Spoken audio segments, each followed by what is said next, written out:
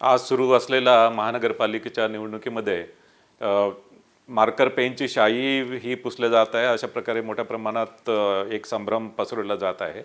त्याबद्दल माझं सांगणं आहे की ही शाई जी आहे ती इंडेलिबल इंक आहे आणि इंडेलिबल इंक भारत निवडणूक आयोग जी इंडेलिबल इंक वापरतो तीच इंडेलिबल इंक आहे, मात्र ती मार्कर पेनच्या स्वरूपात आहे.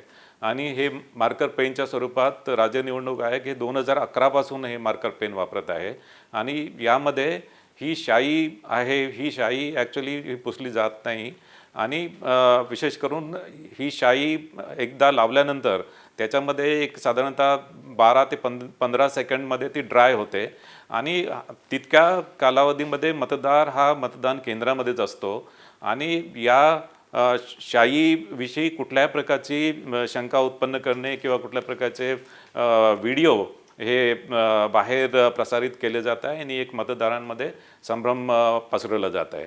याशिवाय मला सांगायचं आहे की मतदार हा मतदान केंद्रामध्ये आल्यानंतर मतदान प्रतिनिधी असतात, जे उमेदवाराचे मतदान प्रतिनिधी असतात ते मतदाराची ओळख पटवून देतात आणि ते ओळख पटवल्यानंतर त्या मतदाराला मतदान करण्याचा हक्क असतो. त्यांना त्या मतदाराबद्दल काही ऑब्जेक्शन असेल तर ते ऑब्जेक्शन ते प्रिसाइडिंग ऑफिसरकडे नोंदवू शकतात आणि त्या अनुषंगाने त्या मतदाराची चौकशी होते.